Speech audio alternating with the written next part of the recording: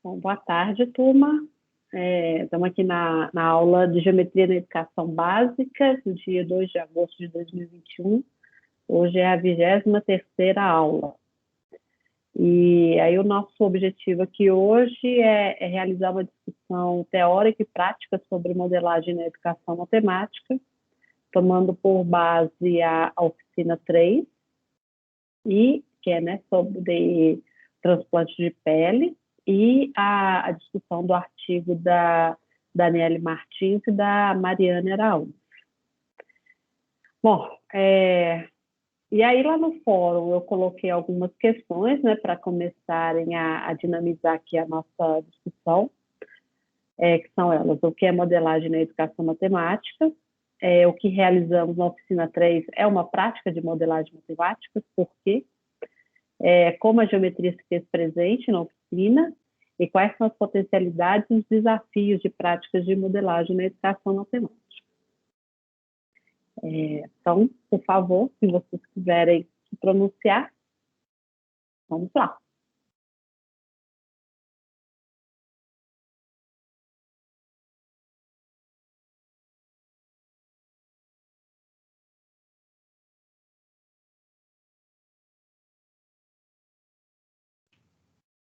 Então, eu vou começar falando, então, né?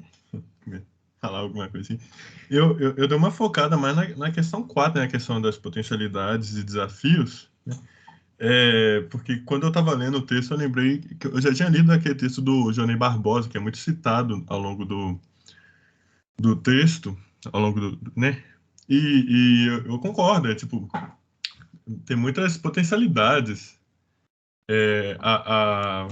as atividades de modelagem, né, focando agora no desafio. Eu acho que justamente o que o próprio texto citou, que é a questão da liberdade, acaba que os alunos, quando estão na prática da modelagem, pode acontecer, a ideia do desafio é justamente em tentar superar esse desafio, né, mas pode acontecer do aluno não entender por que ele está fazendo aquilo, né? Por exemplo, o próprio relato de experiência cita que muitos alunos nem usavam a palavra área, que era o objeto matemático que estava sendo trabalhado na atividade especificamente, sabe? Então, essa questão da liberdade, eu acho que é um desafio que o professor que aplica a modelagem tem que ficar bastante atento para o aluno saber por que ele está fazendo, senão vira só uma atividade divertida que o aluno faz e se perde nisso. Eu acho que é uma questão bem pertinente a ser considerada, né?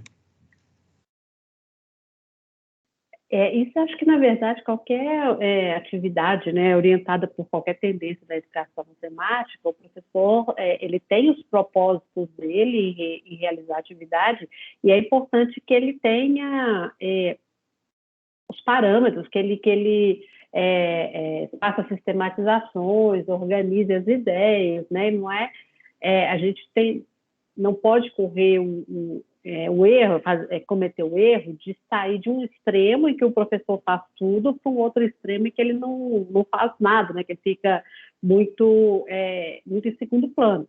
E atividades desse tipo, né, investigações ou com computadores, né, o professor tem o papel de ir orientando os alunos, sistematizando as ideias discutidas, pontuando, né, o que é mais relevante. Isso tudo tendo em mente o objetivo que ele tem em realizar aquela atividade, né? Então, talvez ali naquela prática fosse o caso do grupo que estava ali trabalhando, né, com a turma, fazer essa sistematização no final, né? Sim, eu concordo. Eu acho que eles sofreram um pouco a questão do tempo. O próprio relato cita muito isso, que chegando na quinta aula, eles ainda tinham mais atividades para fazer e ainda tinham que fazer essa sistematização no final, então acabou que talvez se perdeu um pouco a própria atividade no sentido questão do tempo, né? Porque os alunos demora mais para fazer do que eles planejaram, né? Então acabou que aconteceu esse probleminha, né? De planejamento.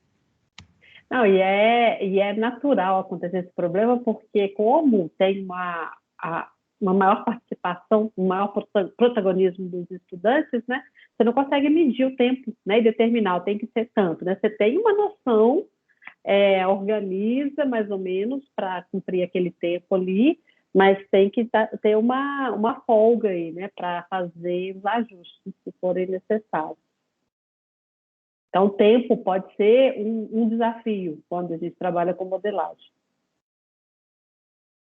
E eu lembro que o grupo tinha muito esse propósito de não intervir muito, né, de não direcionar a turma, né, às vezes o professor tem, quando trabalha com uma prática diferente, ele tem essa intenção, né, de intervir menos.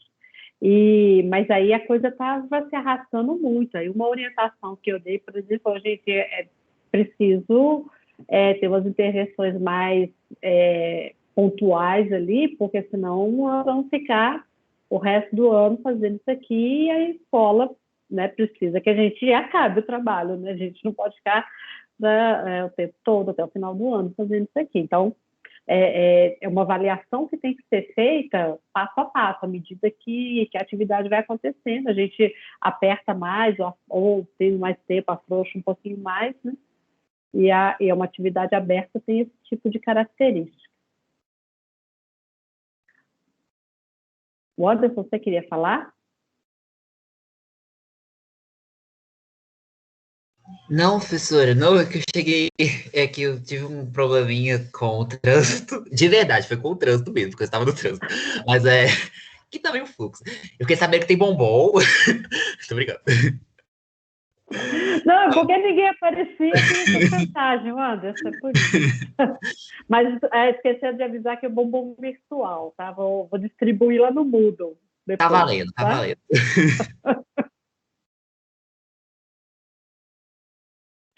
Bom, quem mais quer comentar? E também, assim, sobre o conceito. Ficou claro para vocês o que é modelagem na educação matemática?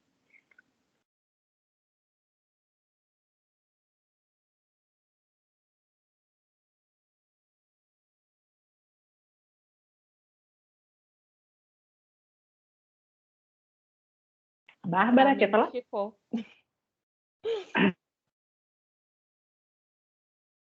Então explica para a gente.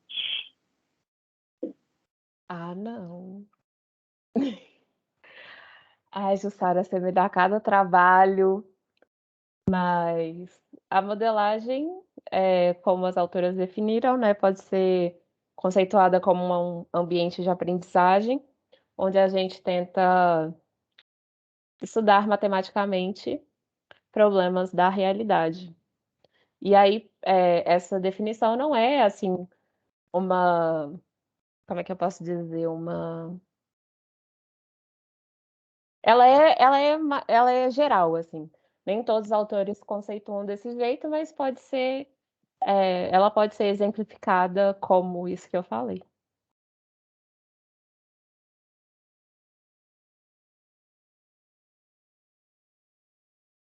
Engasguei aqui, desculpa. E o ambiente de aprendizagem, né, que é essa ideia aí que as autoras trazem lá do Johnny Barbosa, não é ambiente no sentido assim, é um clima legal, uma coisa assim.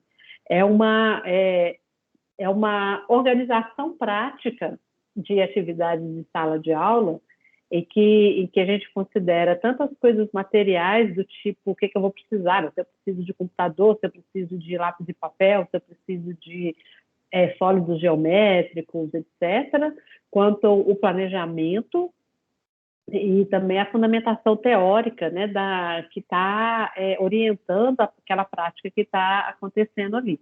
Então, essa expressão ambiente de aprendizagem vem daquele artigo do Olis Covesmos, Cenários para Investigação, em que ele organiza lá as diferentes práticas, né, com referência à realidade, à matemática, à semi-realidade, e práticas investigativas e paradigma do exercício. Aí, cada uma dessas combinações aí são gerados 6 ambientes de aprendizagem. E é nesse sentido que as autoras, que o Johnny Barbosa fala, né, em ambiente de aprendizagem, tá? Então, modelagem matemática pode ser um ambiente de aprendizagem, nesse sentido.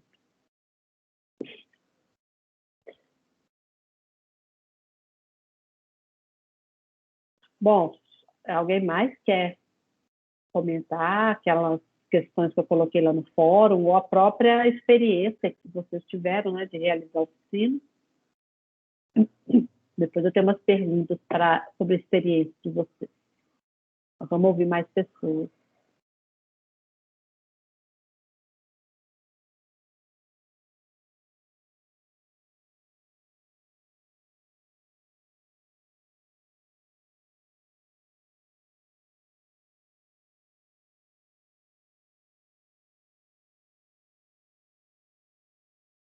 Eu posso falar uma coisa que aconteceu comigo com o grupo, na verdade, quando a gente estava fazendo a atividade, é que sempre quando a gente faz as atividades de modelagem, principalmente com você, você sempre fala para a gente tentar usar a matemática mais difícil que a gente conhece. E aí, eu fiquei tentando pensar assim, talvez a Jussara queira que a gente use integral, talvez a Jussara queira que a gente use, não sei, algumas coisas mais difíceis do que só, pelo menos o meu grupo usou mais as questões de área superficial, né, de sólidos geométricos. Só que aí, na hora de, sei lá, transformar um corpo humano numa integral, assim, a gente não conseguiu muito bem fazer isso. E aí a gente acabou se prendendo à matemática do ensino básico mesmo. Nesse caso, assim, foi bem difícil tentar pensar, na matemática mais difícil que a gente conhecia, assim. Tipo, fazer essa conexão entre, sei lá, as aulas de, não sei, de cálculo 3, talvez, não sei, com a realidade. Deixa eu até contar isso para a turma, então. Eu faço esse pedido, gente, porque a maior parte dos relatos que a gente lê sobre atividade de modelagem, o conteúdo matemático que é apresentado é um conteúdo mais básico, né, de fazer contas, né, as operações fundamentais, ou representar alguma coisa com gráficos de pizza, ou gráficos de barra, uma tabela. E muitas vezes é possível usar uma matemática mais avançada para abordar aquele problema ali, né? E isso não acontece, bom, por diversos motivos, mas eu desconfio que é por uma dificuldade em visualizar, né, o modelador, né, quem está fazendo a modelagem, de visualizar essa possibilidade de usar uma matemática mais elaborada para resolver o problema. Então, por isso é que eu sempre faço esse pedido, né, para forçar um pouco, né, um uso de uma matemática mais elaborada, para trabalhar mais fortemente, né, essa resolução do problema usando a matemática. Oi, Rafael. Então, lá com o grupo, quando a gente foi fazer, a gente pensou um pouco parecido com o que a Bárbara estava falando. Primeiro começou com um monte de coisa mais elaborada, e depois foi para o mais simples. Só que uma coisa que a gente fez e que, assim, até porque na folha lá de proposta que você deixou, não falava nem que sim, nem que não, e na dúvida a gente resolveu fazer, porque como é a modelagem de algo real, ela vai ter um erro, ainda mais quando você for tirar a medida. Então a gente fez propagação de erro. Só que lá no caso a gente usou aquela que a gente aprende na experimental, né, usando o derivada parcial. No caso do artigo para o ensino médio, eu vi que ela também não fala de erro com os alunos. Claro que ela não precisa falar de derivada parcial com os alunos, mas eu acho que ia ser um pouco mais produtivo, talvez, se ela falasse pelo menos pelo máximos e mínimos, para dar essa noção, assim, sabe? Que a gente está pegando, por exemplo, quando você vai estimar a área superficial do seu corpo usando, sei lá, um tronco de cone ou um cilindro, você está pegando o teto, né? Que você sabe que seu braço é menor que aquilo. Então, mais que aquilo não é. Mas tem um erro nessa medida, sabe? E quando você está trabalhando com uma modelagem de algo real, o erro, mesmo que seja de uma forma mais simples, né, como máximos e mínimos, ajuda a mostrar que você está estimando esse valor. Entende? Você não tem o valor, não é exato. Você tem a média. E aí que nem a gente, quando fez, pegou também uma fórmula para comparar lá na internet, que eles ensinam usando massa e altura. Aí massa e altura, o erro dá muito pequeno, porque você só tira duas medidas. Aí, do jeito que a gente fazia, né? Você tinha que medir no antebraço, braço, e aí você faz para cada parte do corpo. Então, quer dizer, é um tanto de medida que você faz que só vai fazer o erro ser cada vez maior, sabe? Então, você consegue um modelo mais simples, que você precisa de menos variáveis ou menos medições, no caso, você vai ter um erro menor, por exemplo. Tá. Bom, então surgiu o assunto erro. Quando a palavra erro é pronunciada, a gente pensa no certo, né? Vocês acham que existe resposta certa para esse problema? Vocês chegaram a olhar os relatos dos grupos, dos outros grupos, para comparar, assim, alguém achou a mesma resposta? Oi, Júlia. Essa questão foi uma coisa que a gente pensou bastante, assim, porque você tem meio que os modelos, assim, mais ideais, talvez, mais elaborados, como a Bárbara estava falando, usando uma matemática mais difícil, mas a atividade de modelagem, ela parece que ela não é só isso, né? Porque, tipo assim, você não está disponível, você tem que ver o que você tem disponível no momento e, tipo assim, ver o tempo que você tem. E, tipo assim, tem vários outros fatores que também estão envoltos, sabe? Tipo assim, a gente não ia ficar, talvez, muito tempo calculando a propagação, por exemplo, porque, tipo, a gente não tinha esse tempo disponível, a gente tinha o tempo de 1h30. E aí, tipo assim, o que é produzido a partir desse tempo, com os recursos que a gente tem, sabe? Com, tipo, o conhecimento que a gente tem disponível e, tipo, dos métodos que a gente pensa, qual que vai aliar isso, sabe? Esse útil ao agradável, assim.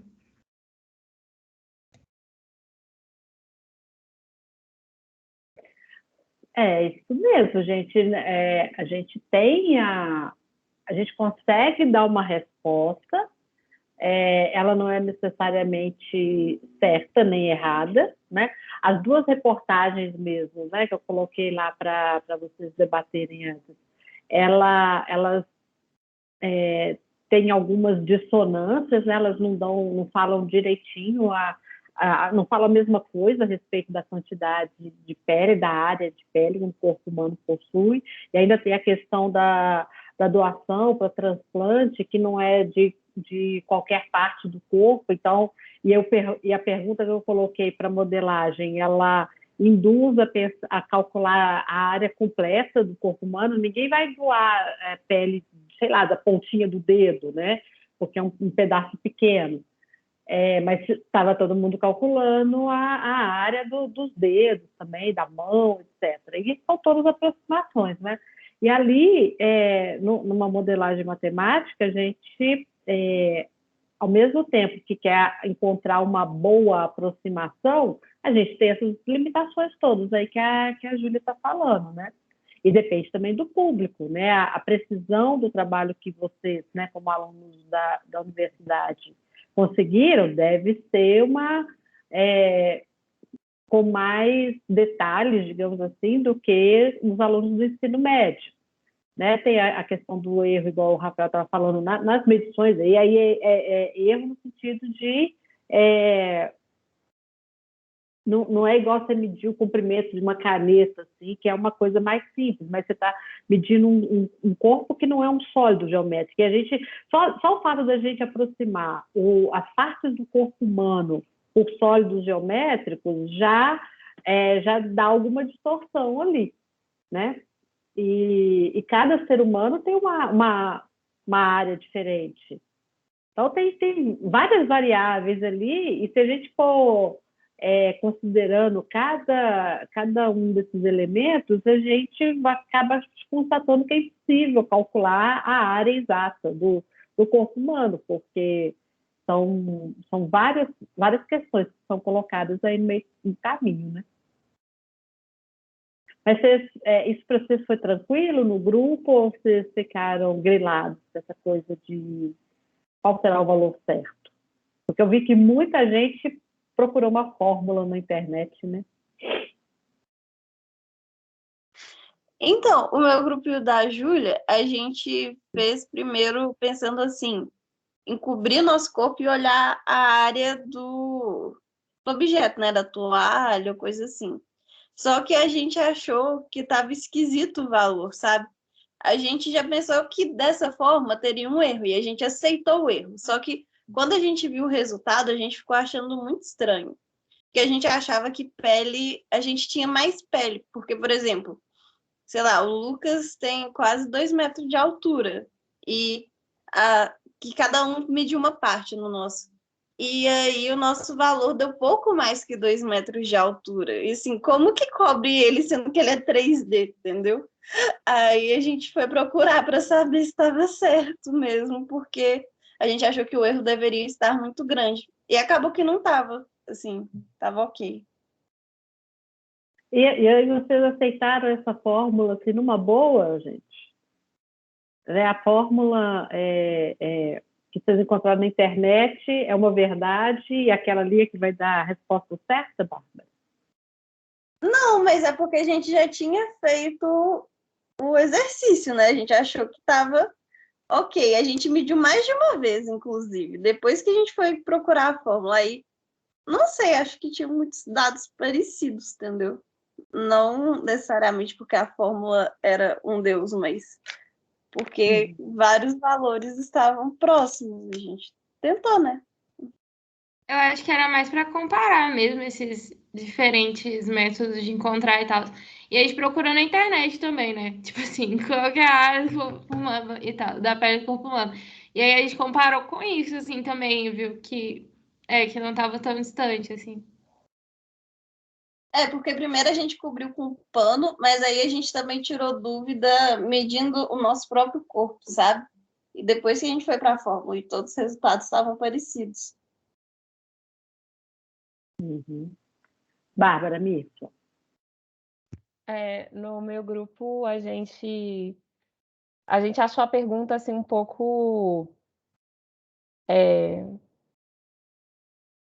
Não sei, a gente ficou pensando, será que é quanto cada um tem de pele?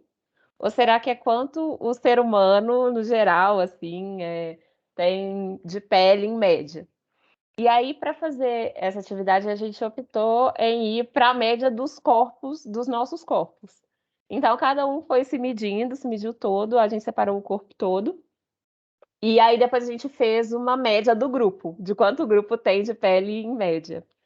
E aí, a gente achou essa fórmula também na internet, só que a gente tentou usar ela, igual o outro grupo falou também, como um comparativo, assim, para ver se estava destoando muito, se não, mas a gente também fez uma reflexão sobre essa fórmula, né? Porque em momento nenhum o autor fala de onde ela veio, como ela e aí a gente até falou sobre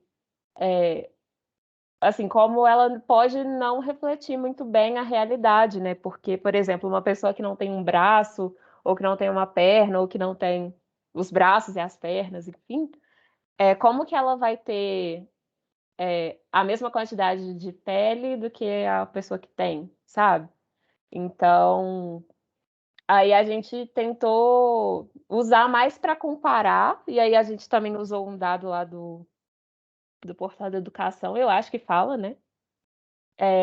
Mas é mais nesse sentido, assim, de comparação para ver também o que falam na internet, se não está destoando muito. Não, e tem uma outra questão também, que é o fato das fórmulas serem estabelecidas e divulgadas na internet ou em algum livro, né? E a gente acredita nisso, né? O que foi considerado, o que foi levado em conta para construir esse modelo? Que essa fórmula é um modelo, né, que vai te dar a quantidade de pele, por exemplo, né? E isso acontece muito na nossa vida, né? De fórmulas que são usadas para tomar decisões, né? Por exemplo, agora na pandemia, a gente está aqui em Belo Horizonte, tem um modelo matemático que diz que é o fator de normalidade, né, para decidir se as aulas presenciais vão voltar ou não, né? O Rafael está falando assim, cara, que essa fórmula vem da estatística. Pode ser, mas o fato é que a gente usa a fórmula sem saber por que ela, como ela foi estabelecida, né? E acredita nos resultados dela, né? Eu acho que foi muito no procedimento de vocês. Vocês fizeram na média, né, dos grupos, né? Vocês fizeram a aproximação de um corpo humano usando sólidos geométricos, calcularam as áreas da superfície desses sólidos e depois na fórmula usar a fórmula para saber se o resultado que vocês acharam era razoável, né? E se for ao contrário, se o resultado que vocês acharam medindo e aproximando por sólidos geométricos estivesse mais razoável do que a fórmula obtida, né? Então, é isso que eu estou questionando. A crença, muitas vezes, tem questionamento de uma informação, de uma fórmula, um modelo que é fornecido por um outro sem uma devida justificativa. E isso acontece muito na nossa sociedade, né? O uso de fórmulas para tomar decisões. E isso é uma coisa que a gente discute na modelagem na educação matemática. Né? Um modelo para decidir o grau de normalidade com relação à transmissão do Covid, para decidir se vai voltar ou não a aula presencial, modelos para decidir questões econômicas na sociedade. Então, está o tempo todo aí modelos matemáticos sendo usados para definir a nossa vida, né? E a gente faz isso de uma forma natural, né? Todos os grupos praticamente fizeram isso, né? De procurar aquela formulinha lá para calcular a quantidade de pele. Né? E aí vale essa problematização. Será que essa fórmula, de onde vem essa fórmula, né? Por que ela é boa? Por que ela responde a minha pergunta? Né? O que vocês acham disso?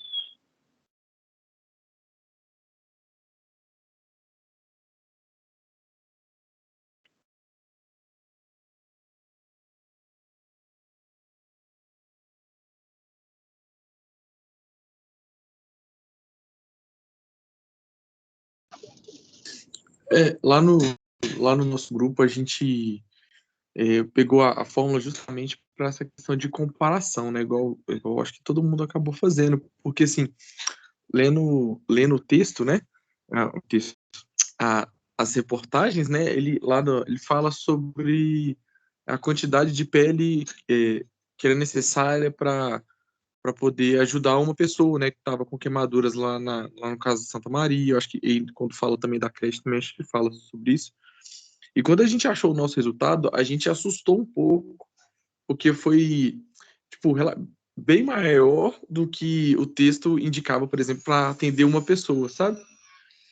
E aí a gente começou a pensar também, questionar até as nossas próprias contas, né? Então a gente, quando procurou as fórmulas, foi mais nesse sentido, assim, de conferir também, como disse, né? Outra coisa que a gente tentou pensar em se basear foi procurar o que justificava aquela questão do percentual de corpo queimado também, né? Quando a gente fala muito sobre incêndio, a gente vê, e também nas reportagens que a gente leu, sobre o percentual que as vítimas tinham de corpo atingido, né, pelas chamas.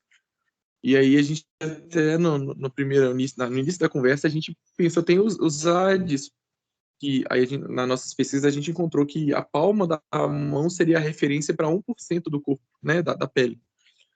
E aí até antes da gente ir para a parte dos sólidos geométricos, a gente pensou, nossa, mas vai dar muito trabalho. Imagina ter que medir, colocar quantas mãos tem em todo o corpo, né?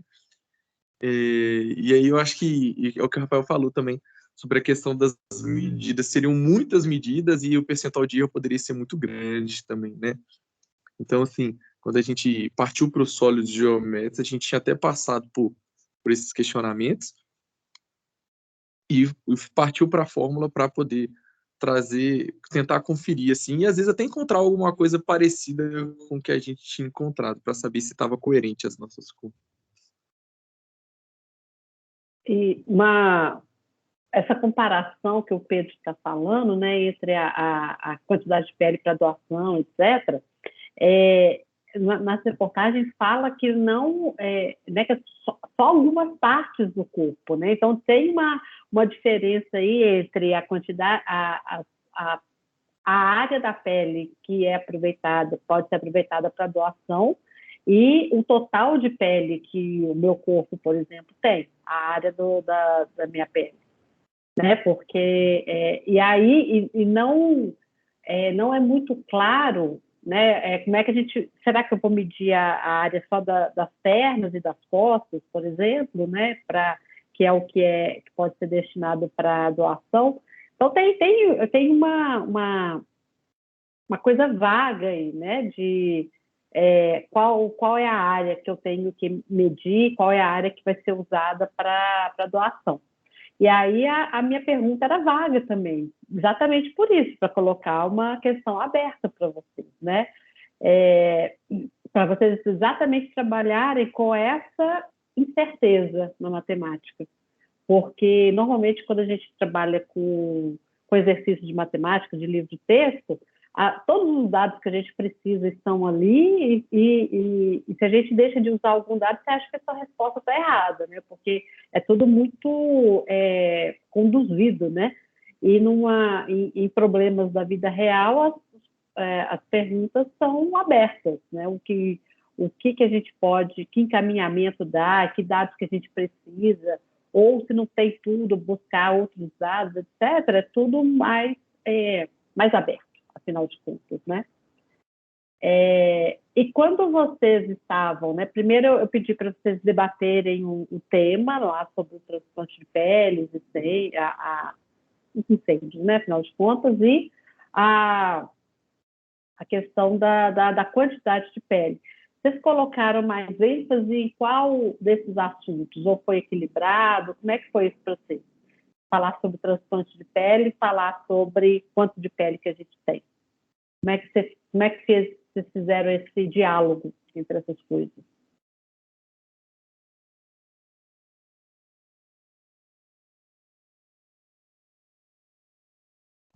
Eu acho que a gente demorou mais tempo para falar da questão do quanto de pele. Mas eu acho mais pelo caráter da atividade mesmo, assim, porque demora mais, né? Tipo, você tem que fazer todos os cálculos, e a gente já sabia que provavelmente seria uma atividade mais prática, então a gente não ficou tanto tempo nessa discussão, assim, e também a gente não sabia muito. Aí a gente passou logo para outra atividade, assim. Mas enquanto vocês discutiam a quantidade, vocês pensavam no transplante? Ou se discutiu sobre o transplante, foi para o cálculo e esqueceram o transplante? Eu acho que a gente não discutiu muito do transplante, mas Bárbara e Lucas podem me desmentir aí. Eu acho que a gente não Não discutiu vou depois. desmentir, não. Acho que você tá. De É, fato. a gente não discutiu muito transplante, não. Mas apesar de que as nossas, assim, a discussão do início eu gostei dela, só que quando a gente estava fazendo o cálculo mesmo, a discussão não entrou tanto. Mas a gente ficou se perguntando se, por exemplo, porque a gente sabe de transplante de pele mais por causa das séries de médicos, né? E aí a gente ficou se perguntando, tipo assim, que já tem casos extremos em séries, né? Se, tipo, essas coisas de refazer o rosto, quando pega o rosto inteiro de alguém, sabe? Se isso seria um transplante de pele, coisas assim. Deixa eu pensar.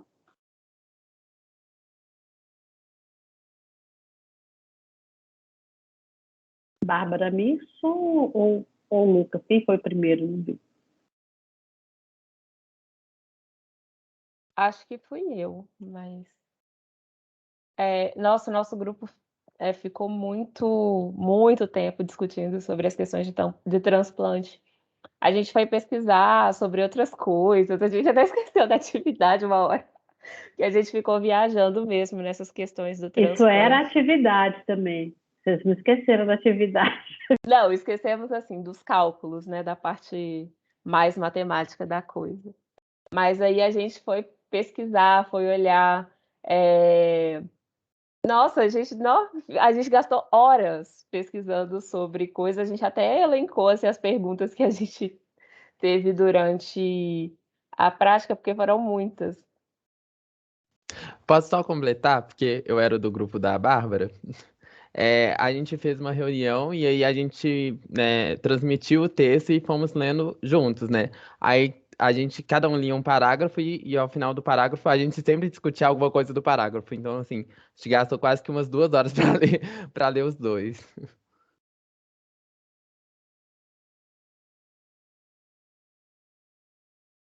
Lucas? Uma coisa que a Júlia falou que eu achei legal é muito mais o caráter da atividade ou será o caráter de quem tá fazendo a atividade, né? Tipo, esse caráter nosso matemático enviesado de querer ir logo para as contas e tudo mais, sabe? Usar o material antes como pretexto, né? Acabou que a gente caiu nessa, a gente foi lá, conversou um pouquinho. Por exemplo, eu já conheci essa história de transplante de pele justamente por causa dessa história do incêndio da Botkiss, né? Que tava precisando de pele. A gente conversou um pouquinho, acabou o assunto, vamos fazer atividade logo. Aí a gente foi logo e esqueceu um motivo, né? Por trás que, dessa pergunta, né? Quando de pele a gente tem aí, só que a gente acabou esquecendo muito mais do, né, das notícias e tudo mais. A gente focou daí para frente só mais na questão dos números mesmo, né? Que nem ela já falou. Paloma? O meu grupo foi parecido com o da Bárbara. A gente tinha marcado uma reunião para fazer a atividade toda, mas a gente discutiu tanto. E foi assim, a gente foi pesquisar como é que fazia, quem podia fazer o transplante de pele. Aí tinha lá, a gente entrou no transplante de órgãos também, e aí começamos a discutir quem doaria órgãos. E aí lá falava sobre religião, então a gente começou a discutir sobre religião no meio. E aí pensamos, como que nós, professores, vamos levar isso para a sala de aula? Será que vai ter um pai que vai achar ruim que a gente está falando de transplante e a religião dele não aceita? Então a gente foi conversando sobre isso tudo. Eu achei engraçado que de tanto pesquisar e conversar sobre isso, depois no meu TikTok apareceu a história de uma moça que foi sobrevivente num vulcão. E aí ela sobreviveu por causa de transplante de pele. Então aí depois eu fui acompanhar a história da moça e mandei para a Júlia também. Então assim, a história acabou que eu acho que a gente focou muito nessa discussão mais sobre esse fato, né, do mundo real, né, enfim, achei que foi interessante a atividade como um todo. Pedro Abreu? Não, é engraçado, porque eu acho que foi muito bom essa atividade, até para a gente tirar muitas dúvidas, né? Quando a gente conversou um tempo também, antes de partir para a parte lá de quanto de pele a gente conversou bastante sobre a questão do transplante, e a gente enquanto a gente conversava sobre as reportagens, sobre as nossas pesquisas, né, que a gente pesquisou antes de se encontrar, as dúvidas que a gente tinha sobre as questões de transplante de pele, né? E assustou também muito a gente, foi como é difícil até para quem tem o desejo de doar, é difícil também, né? Porque tem uma série de necessidades, igual a pessoa tem que ter falecido ou de parada cardiorrespiratória ou de morte encefálica, né? Então, tem todos esses critérios que têm que ser seguidos. Mesmo que a pessoa queira doar, tem que ter esses critérios, né? Então, assim, a gente assustou porque realmente, pelo menos do nosso conhecimento, assim, é difícil, né, chegar com a possibilidade da doação. E aí foi interessante a gente observar também como depois, como foi acrescentando os bancos de pele no todo o Brasil, né, foi aumentando. E o desejo da gente de doação também, né? Acho que, não recordo bem, mas acho que nós três, nós vamos ser doadores, a gente se declarou já doador para nossas famílias, logo assim, lendo as reportagens, se preparando para a oficina. E a gente entrou também, né, igual a Paloma falou, nas discussões relacionadas à religião e tudo mais, a gente pôde conversar bastante, refletir sobre tudo isso. Bacana, Pedro. Eu, quando a gente fez essa oficina a primeira vez, que foi na ocasião do artigo aí que vocês leram, eu não sabia que poderia ser feito transplante de pele. E eu sei que eu não posso doar sangue porque eu tive hepatite depois de 10 anos. E uma das regras lá para doação de sangue é que não pode ter hepatite depois de 10 anos de idade. E eu sei que eu não posso doar sangue, mas eu não sei se eu posso doar outros órgãos, incluindo pele. E nunca procurei saber também, porque como assim, eu sei que eu não posso doar sangue, imagina, qualquer outro órgão tem sangue, então eu deduzi que eu não posso doar nada, por causa da hepatite que eu tive, né? Mas o relato do Lucas, Júlia e Babi, eu achei interessante que os outros grupos aí contando que eles discutiram bastante o assunto, né? Mas não sei se alguém se pronunciou, mas que de continuar discutindo o assunto transplante de pele enquanto fazia as contas, ou seja, ficar num vai e vem, ou assim, discutiram muito, mas depois foram para matemática e ficaram só na matemática. Teve alguém que misturou essas coisas, de falar do transplante enquanto fazia os cálculos matemáticos? A minha dúvida é porque a modelagem quer juntar, né, as coisas, né? E eu quero saber se vocês separaram isso, se vocês ficaram com o assunto lá, transplante de pele, depois matemática, e não juntaram. Ou juntaram. Como é que ficou esse processo?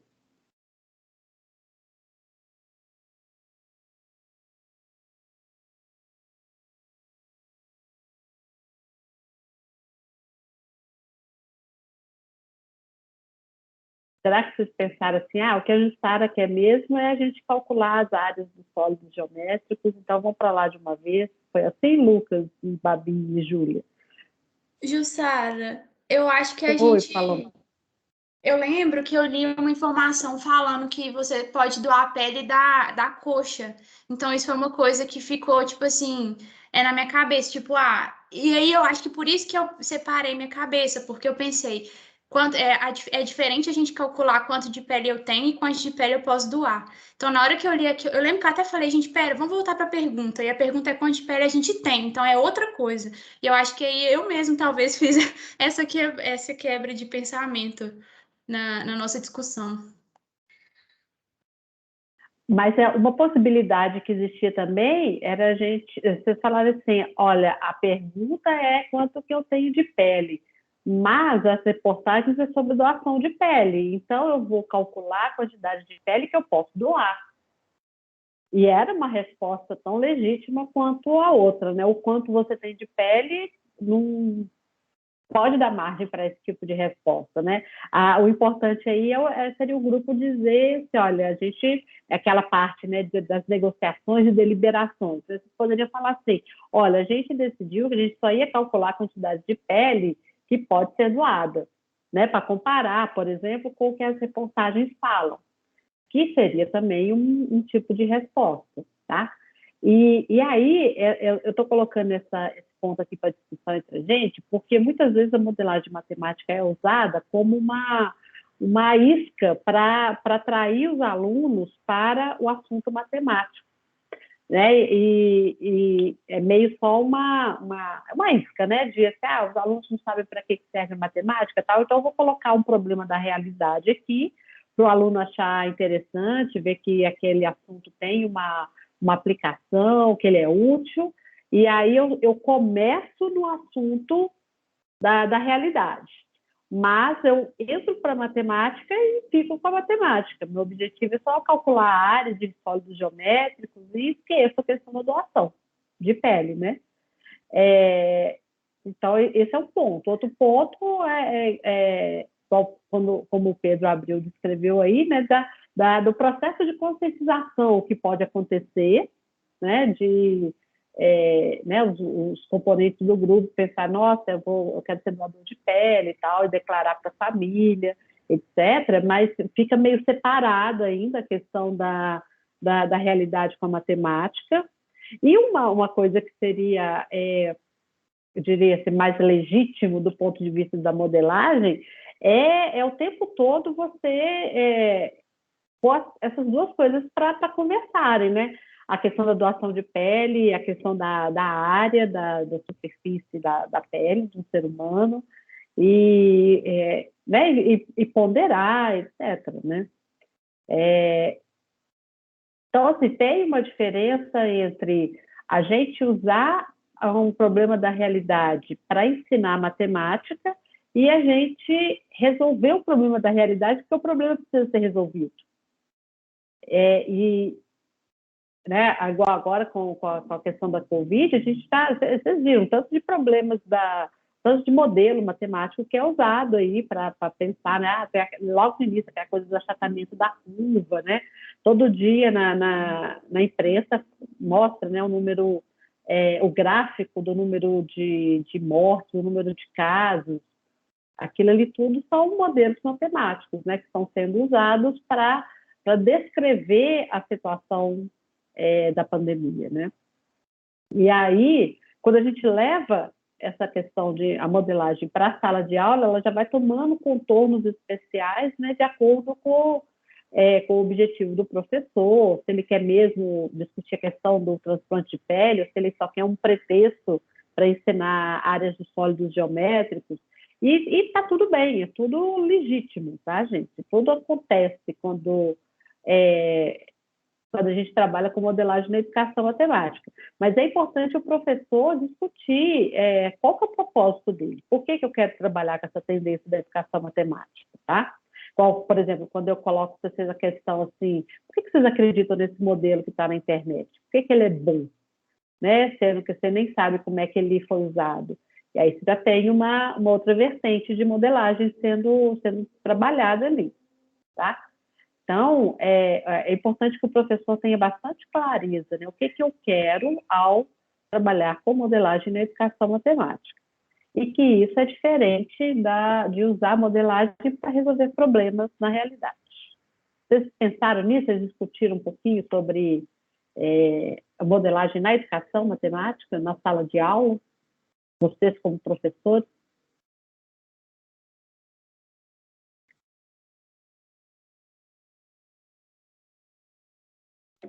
No nosso grupo, a gente chegou a pensar assim, nessa atividade específica, que ela devia ser muito divertida em sala de aula para os alunos fazerem, e eu acho que isso acaba entrando em várias modelagens, mas nesse ponto específico, que a gente, não sei, deu muita cara, assim, de ensino médio e tal, ou, sei lá, um pouco antes, mas que os meninos estão se descobrindo o corpo, aí, tipo, ia ter alguém que ia ficar com vergonha, outro se exibindo, e ia gerar uma coisa legal de sala de aula, sabe? Que só acontece na escola. Então, a gente pensou nisso, pelo menos.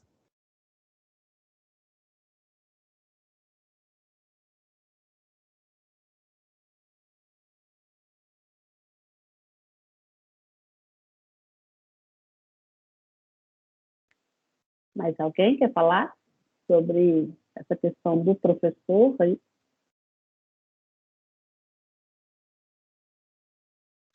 Quando a gente estava fazendo trabalho, enquanto a gente às vezes tinha uma ideia muito elaborada ou coisa assim, a gente pensou num limitador, né, que seria para aplicar em sala. Não ia dar para usar nada muito sofisticado, né? Então as medições iam ser com no máximo uma fita métrica, né? Porque com régua ia ser talvez ainda bem mais difícil, né? Você tentar tirar, sei lá, a circunferência de um braço com a régua, né? É um desafio. Mas aí essa parte de modelagem é uma coisa que, discutindo isso, eu acho que é importante lembrar dessa limitação também, sabe? De sala de aula, dos instrumentos que você vai usar para fazer essas medidas quando for fazer uma modelagem. Sim, eu tive que fazer a adaptação da oficina que eu já apliquei outras vezes em turma de geometria na educação básica, e era sempre presencial, né? Então, eu pedia para levar fita métrica, ou trena, ou papel, que alguém poderia, teve um grupo que cobriu o corpo com lençol, né? Acho que vocês, né, Lucas, Babi e Júlia? E...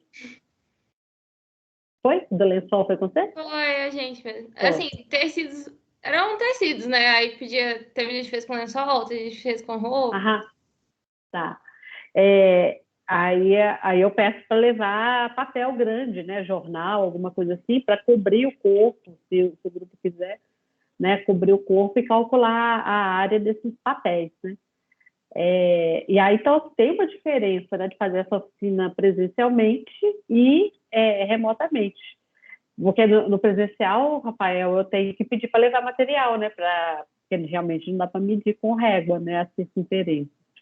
E aí, no remoto agora, eu optei por não pedir nada, porque vocês estariam em casa, né, exatamente para ver o que vocês iam,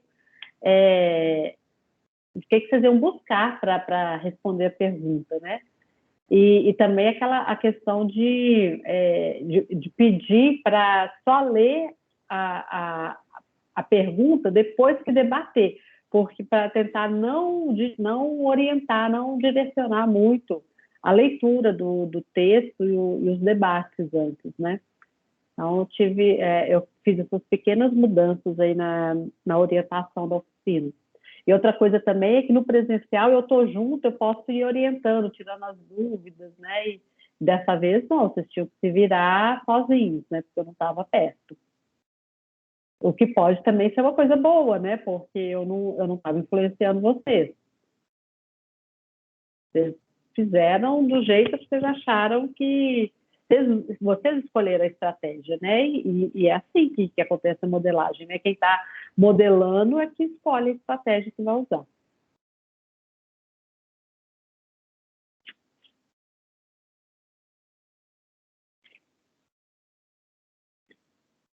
Oi, Babi. Pode mudar de assunto rapidão?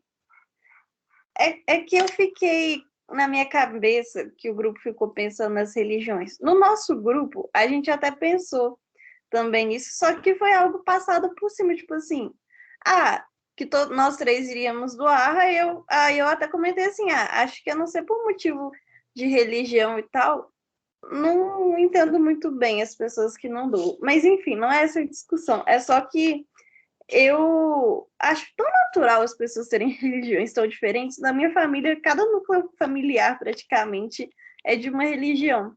E eu não penso nisso muito como, nossa, a situação em sala de aula. Eu só pensei assim, se algum aluno não quiser doar, não vai doar. Se a família dele fala que é errado, deixa, sabe? E aí eu queria saber o que o outro grupo estava discutindo sobre isso, para saber se tem algum questionamento que eu deveria levar mais a fundo em sala.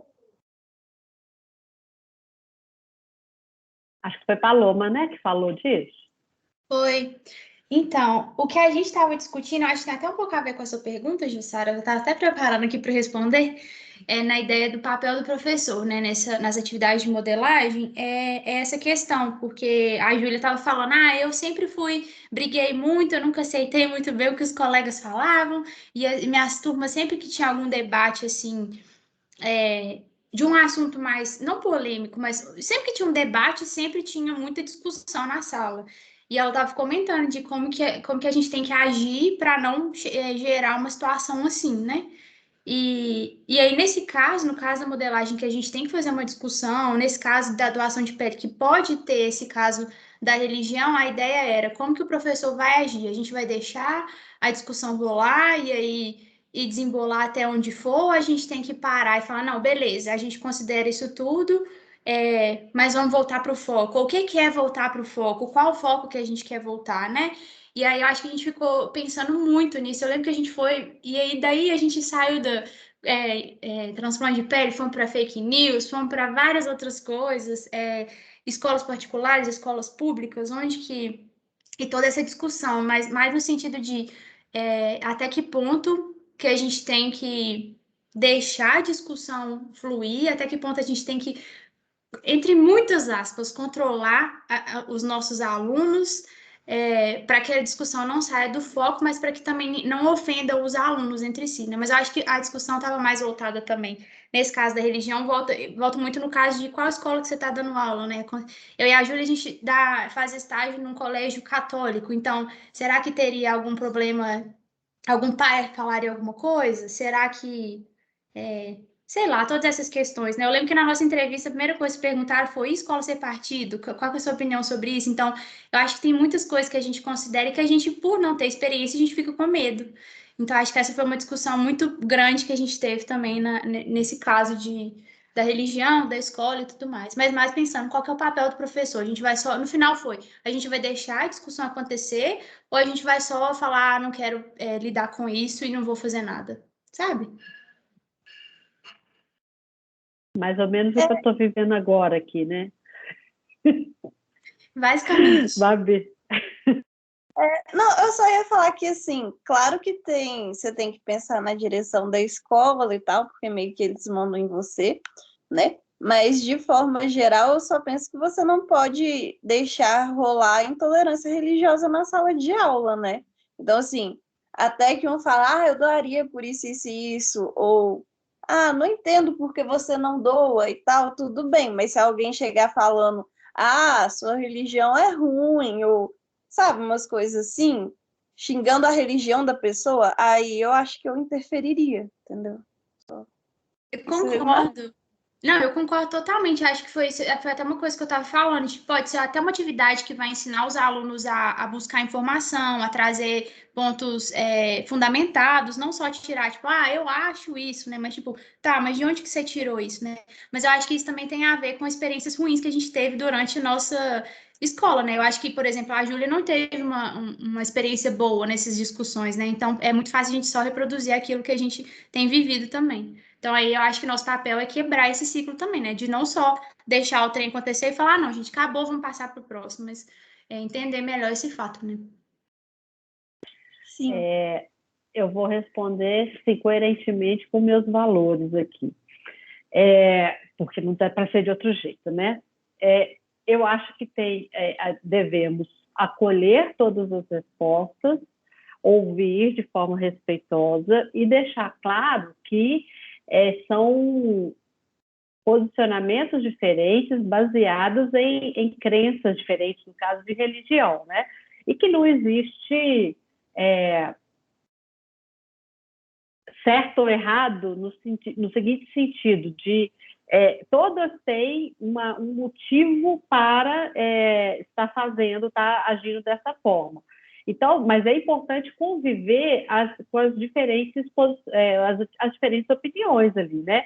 O fato de uma religião não aceitar a doação não dá direito à pessoa, ao representante daquela religião, a dizer que o outro que está doando, que concorda que está doando, é errado. Né? Então, assim, eu acho que é um bom momento para exercitar a argumentação. Né? Como eu acredito em tais e tais e tais coisas, né? E de alguma forma também permitir que aconteça esse debate entre os alunos, para cada um defender seu posicionamento e, como vocês estão dizendo aí, de uma forma respeitosa. Né? Porque eu pararia o debate a partir do momento que eu percebesse um desrespeito entre os alunos, né? Que a gente está... isso é ruim para a sociedade, desrespeitar, porque a minha verdade é melhor do que a sua. Isso eu acho péssimo. Eu acho que numa sala de aula, como espaço democrático, a gente deve incentivar incentivar, né? E deixar acontecer um debate saudável entre as pessoas, mas exercitando essa argumentação. Olha, minhas premissas são essas e essas, e ali também você está dando a oportunidade para as pessoas ouvirem diferentes pontos de vista, mas sempre de forma argumentada, e não como uma imposição de verdade, né? É até uma boa oportunidade para a gente trabalhar a argumentação matemática aí, né? Porque eu acredito nisso, então tal coisa assim, né? E eu, como professora, também me posicionaria, né? Porque eu não sou neutra, né? Eu tenho, igual eu contei para vocês, aí eu não dou porque eu tive hepatite, né? Essa é a única limitação que eu tenho. Se eu não tivesse essa limitação, eu seria doadora, com certeza. Né? Mas é uma questão polêmica cada vez mais na nossa sociedade, né, pessoal? Ou vocês acham que eu estou com uma posição muito mineira de cima do muro?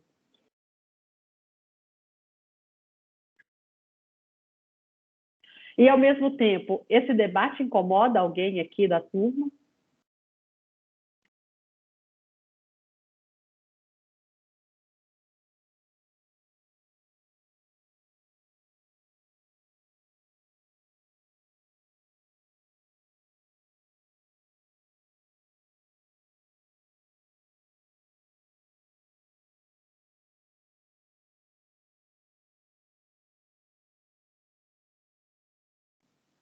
Bom, Anderson falou que não incomoda. E modelagem tem dessas coisas, gente. Como a gente vai trazer um assunto externo à matemática, a gente não tem muito controle. A conversa pode tomar um rumo totalmente inesperado.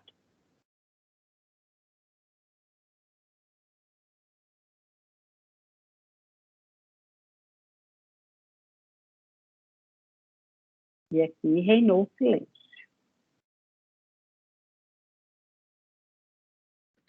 Provavelmente todo mundo concorda, Jussara. Eu já estou falando muito, então eu estava dando oportunidade para as pessoas falarem. Mas dá um medo, um medinho, né, da coisa trambelhar, virar muito confuso.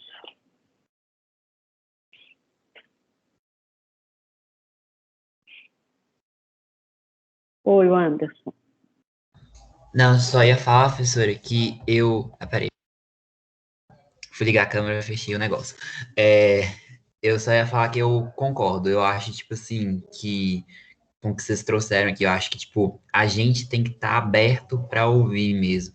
E eu confesso que eu sou uma pessoa muito temerosa, eu sou todo apavorado às vezes, com as coisas, de às vezes surgir, igual os me colocaram, que surgiu um assunto ou alguma coisa e eu não saber como agir, como proceder. Mas é isso, viver em sociedade é isso, né? É você estar aberto a ouvir todos e saber que cada um tem a sua vivência, entender isso, né? Então, tipo assim, e eu tenho aprendido muito isso, eu acho que é muito bacana a gente trazer isso aqui, porque a gente já sai, né, tipo, eu acho que isso é o que o curso de professor tem que trazer pra gente, né? A gente tem que pensar assim, cara, vou lidar com gente, vou lidar com sociedade, nem todo mundo vai pensar igual eu, e os meninos lá não vão pensar iguais, então a gente tem que ter isso na cabeça. Talvez o nosso papel é exatamente esse, de eu deixar o diálogo, deixar a vivência das pessoas aparecer, e se por acaso a gente vê que o diálogo está indo para uma linha agressiva, para uma coisa que não deve acontecer, a gente usa a nossa autoridade, fala assim, olha, agora não dá mais, aí, então, por causa disso não tá legal, vamos parar então, porque o momento ficou ruim. Mas tá aberto. E eu concordo. E nem dá para ter tanta clareza se a conversa está indo para um lado ruim ou não, né? Porque à medida que você vai deixando a conversa acontecer, não tem um ponto assim, agora, antes era boa, agora está ruim, né? Você é difícil dosar essa coisa, você vai deixa, né? E sempre, acho que o que a gente tem que cuidar mais é do respeito entre as pessoas que estão ali. Né, e usar essa como uma oportunidade de argumentação para não, é porque é assim, ponto final, né? Porque minha mãe falou e ponto final, né? Não é assim, né? Mas por quê? Por quê? E apresentar argumentos e tentar sustentar aquilo ali. Eu estou até lembrando aqui, bom, o assunto dessa modelagem aqui foi transplante de pele e que pode chamar um assunto religião. E pode chamar o assunto ciência, e pode chamar o assunto preocupação com o outro, com o coletivo, etc. Dependendo do assunto que for trabalhado na modelagem, pode levar a um assunto política, pode levar ao assunto droga, pode levar... Então, assim, né, quando a gente trabalha com modelagem na educação matemática, você está trazendo para a sala de aula coisas que são diferentes da matemática. E aí a gente tem que ter um cuidado para dosar isso aí, né? Porque, como eu disse, você pode usar a modelagem só como um pretexto para ensinar um conteúdo matemático, então o assunto da realidade entra, mas na verdade não entra, fica do lado de fora. E isso é um extremo. O outro extremo é na hora que você traz um assunto de fora da matemática para a sala de aula, os alunos se envolvem tanto com aquele assunto da realidade, que não é da matemática, tal, que a matemática fica completamente esquecida, né?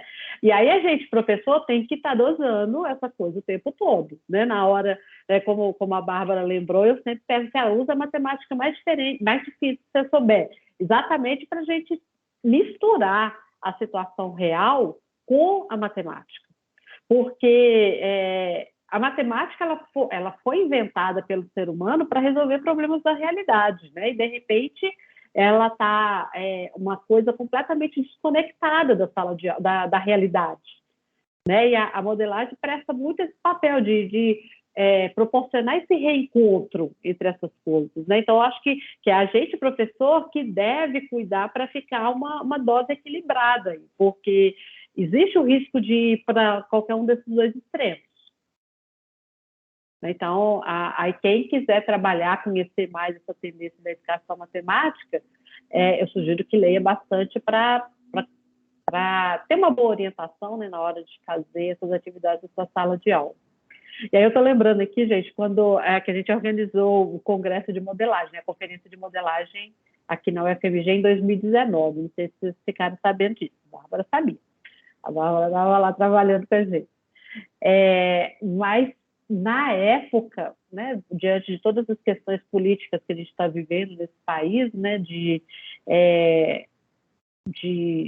desprestígio e de total descompromisso com a educação, com a ciência, etc., eu pedi recurso para a CAPES, né, dinheiro para o MEC lá, né, para ajudar a pagar as coisas do Congresso, né? E várias pessoas, vários outros colegas que pediram recurso para Congresso, eu vi uma resposta assim, esse é um Congresso de cunho muito político, e aí a gente não vai... então, tem todo um viés político aí nesse Congresso, a gente não vai financiar esse Congresso. E o de modelagem ganhou recursos. Aí eu falei, gente, olha só, como que a matemática serve de álibi, né? Porque a gente pode discutir muita política, religião, ciências, usando modelagem matemática, né? E não teve problema nenhum, a CAPES aprovou o recurso para o Congresso, porque era de matemática. Matemática é apolítico, é a religião. Isso é interessante, no mínimo. Oi, Anderson. Não, falar exatamente, como a percepção, né, das pessoas sobre essa é a percepção deles da matemática. Não é política, não tem religião, número, conta, não tem nada a ver, pode financiar tranquilamente, né? E, assim, é curioso, é engraçado. A gente fica assim, como assim? Né? Pois é, gente, a matemática é usada na sociedade para tomar um monte de decisão ligada à religião, política, etc., né? E eu acho que a gente, como professor, deve fazer esse tipo de discussão em sala de aula, porque se a gente não discute matemática vinculada à religião política, estou falando dessas coisas porque é o que surgiu aqui hoje, né? Mas ligada a tudo, a gente acaba... deixando os alunos meio alienados, né? Porque eles não sabem discutir as coisas matematicamente, política matematicamente, eles não sabem discutir pandemia matematicamente, não sabem discutir religião matematicamente. Né? Semana passada a gente estava falando da etnomatemática, né? Que existem religiões que usam símbolos geométricos, né? E como é que a gente deixa isso de fora da aula de matemática? Então, eu brinco que a gente tem que trabalhar com a matemática impura, que é uma matemática misturada com política, religião, ciência, e o próprio presidente não sabe discutir nada, né, Bárbara? Mas a gente, professor de matemática, tem que levar essas coisas para a sala de aula, sabe? Essa matemática cética que não se mistura, não é a matemática real, não é a matemática do jeito que ela foi pensada originalmente, né? E modelagem é uma boa possibilidade para fazer essa mistura. O que vocês acham disso?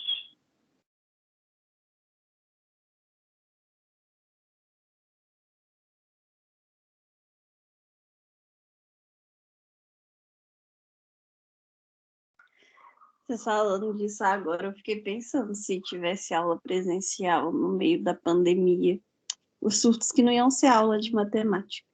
Porque online, não sei, não gera tanta discussão assim, pelo menos na minha turma é bem focado na matéria que está acontecendo. Mas, nossa, o povo não sabe interpretar um gráfico. Aí imagina chegar os meninos, meu pai falou isso, isso e isso. Aí você só põe a mão na cara.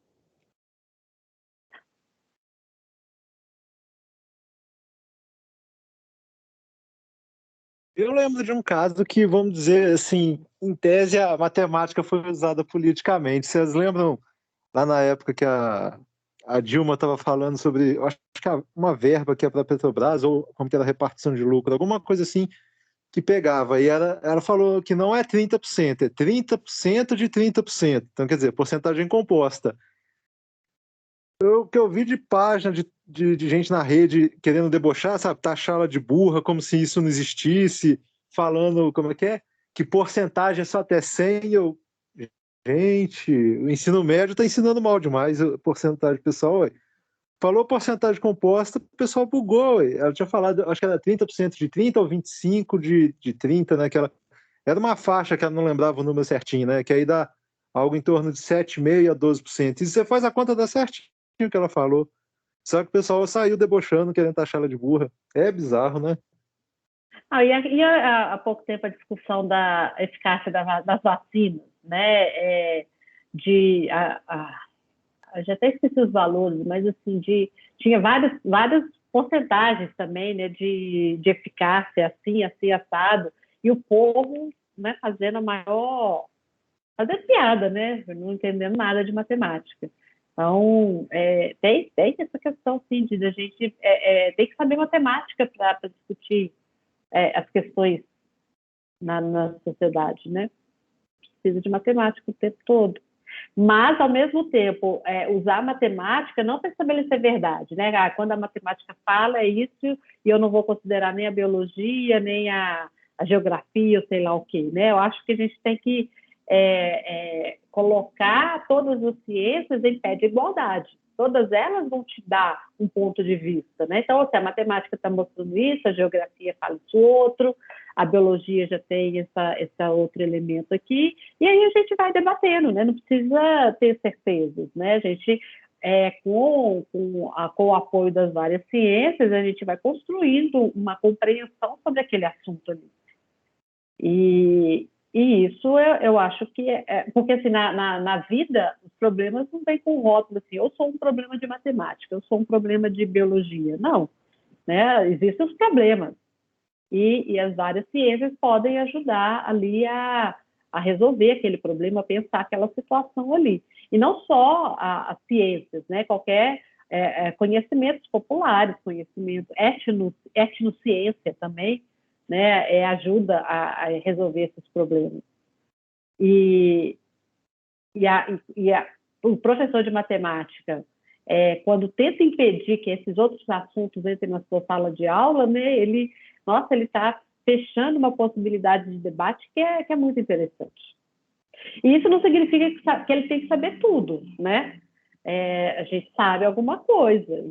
E aí, se pede ajuda para os colegas. Né? Vocês viram no caso do artigo que a gente está discutindo hoje, né? Da modelagem. A professora de biologia foi ajudá-la na aula, porque tinha informações que a professora de matemática não tinha. Né, precisava desse apoio da professora de biologia.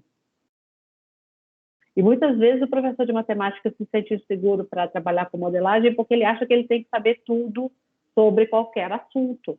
E saber tudo é impossível, gente. O bacana é a gente estar aberto a conhecer, a debater com os outros colegas. Né? Mas aí tem aquela questão, né? O professor de matemática sempre sabe tudo de matemática, né? Então ele acha que se ele trabalhar com modelagem, ele tem que saber tudo das outras ciências também, mas não precisa. E aí a gente aprende muita coisa também. Eu lembro que uma vez eu trabalhei com uns 2 semestres seguidos com a disciplina matemática para geografia, e eu trabalhava modelagem lá com eles. O que eu aprendi de geografia com aqueles meninos, porque eles traziam os temas da geografia, e aí eles me explicavam como é que era. Eu falava, vamos pensar matematicamente assim. Aí a gente negociava a geografia com a matemática. Eu aprendi com eles e eles comigo. E aí é rico isso para todo mundo. E estabelece uma boa relação, né, entre professor e alunos ali, porque todo mundo tem um conhecimento diferente para contribuir para o debate. Então tem esse monte de coisa bacana que a modelagem pode trazer para a gente. Eu sou suspeita para falar, né? Então, a gente passa perto, mas a gente se diverte muito. Eu acho que nem esse conhecimento nem fica só para a gente, assim, porque eu, por exemplo, não sei se eu me envolvi muito com essa prática, mas aí eu cheguei na minha mãe, no meu pai, aí eu comecei a perguntar: "Vocês sabem quanto vocês têm de pele?" E aí, assim, eu comecei a conversar com eles sobre isso, porque eu fiquei tão animada com a atividade que eu queria, porque eu acho que, assim, eu nunca tinha nem parado para refletir sobre quanto que eu tinha de pele, assim. E aí eles também não, então agora, pelo menos assim, aqui em casa a gente já sabe mais ou menos quanto a gente tem de pele.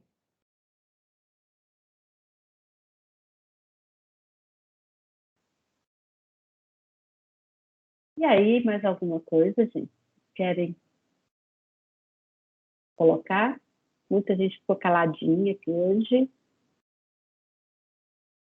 Vocês são muito tímidos.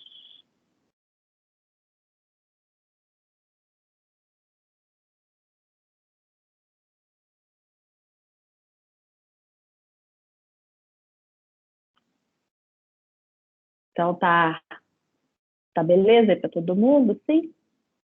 Fica o convite, tá, gente, para ler e se conhecer um pouquinho mais, modelagem na educação matemática. Se quiserem conversar mais comigo também, estou à disposição. Tem muita coisa boa aqui no Brasil compartilhar para vocês conhecerem esse assunto, tá? Essa tendência da educação matemática. Aí, mudando para o assunto administrativo, vocês viram que eu mudei lá, a partir do pedido de vocês, o planejamento das avaliações. Vocês chegaram a ler? Vocês viram?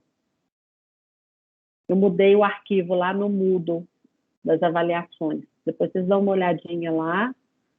E lá logo no início, eu pus assim, atividades avaliativas reformuladas. Lá, dá uma olhadinha lá e qualquer coisa vocês me falam, tá bom? E eu coloquei também orientações para a proposta pedagógica, porque aqui é a atividade final da disciplina. Leiam esses documentos, tá? Por favor, e qualquer dúvida que vocês tiverem, vocês me falam. E eu estou em dúvida se vocês vão escrever a carta para as autoras ou não. O Peterson começou a escrever lá e eu não vi mais, só vi a parte que ele escreveu. Não sei se mais alguém vai acrescentar, se a gente vai levar à frente esse plano. Tá? Então, ficam os 3 recadinhos aí: avaliações, a prática pedagógica e a carta para a Cleane e para a Adair, tá bom? E quarta-feira a gente tem um convidado aqui, né? Então, vão todo mundo recebê-lo, tá, gente? O Diogo, lá, professor do CP, vem falar sobre a experiência dele com o ensino de geometria na pandemia. Tá? Então, lembra a turma toda de vir para a aula na quarta-feira, tá bom? Tá bom por hoje?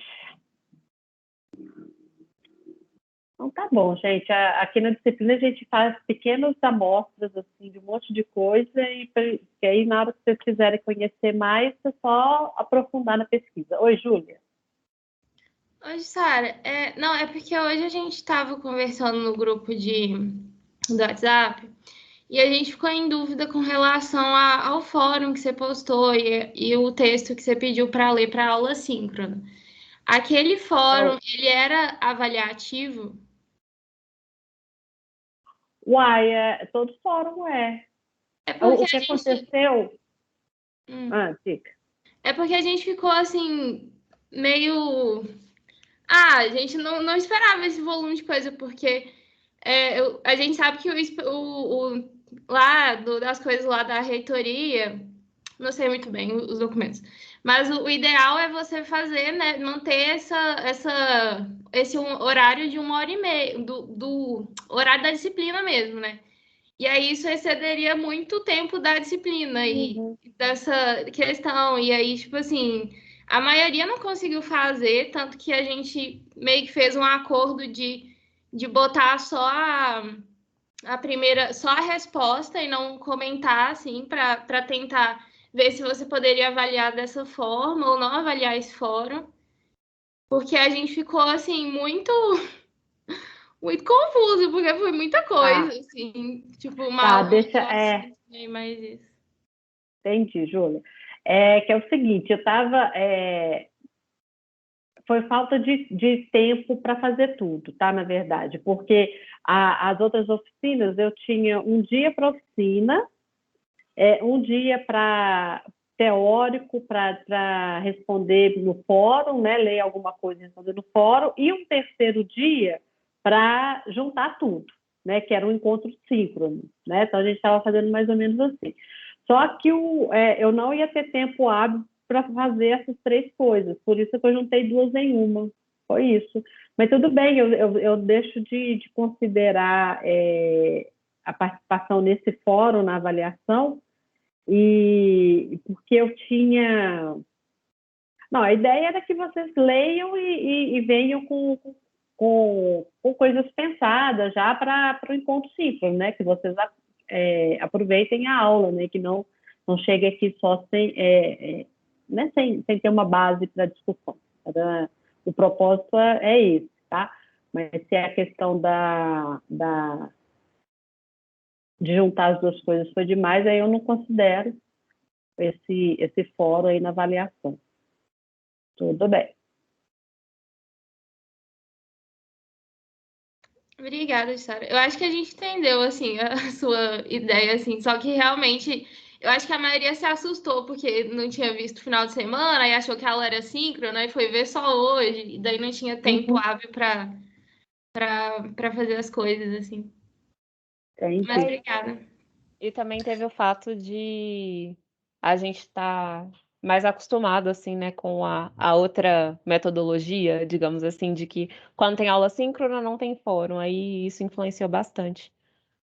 Pra gente nem perceber. Eu, por exemplo, nem percebi que tinha fórum hoje, só vi quando falaram no grupo da turma. Eu também só vi depois. Aí foi. E aí, então, você aproveita e dá uma olhadinha na programação no final da disciplina, tá, gente? Para não ficar perdido. E eu preciso que vocês definam para mim depois a ordem dos grupos nas últimas 5 aulas, tá? E me falam. Se for mudar algum grupo e qual que é a ordem, tá? Que só falta essas 5 aulas para eu colocar lá no fórum. E aí vai ser assim, né? O grupo vai propor alguma dinâmica no fórum e apresentar no dia. Mais ou menos o mesmo ritmo do seminário. 5 dias no final. Já eliminei a escrita do texto. Que mais? Aí, então, aproveitando, eu falo de uma vez. O que eu fiz foi, dos 20 pontos que seriam para o texto, para a escrita do texto, eu coloquei 5 pontos na participação nos 2 primeiros meses, porque era um tempo maior, né?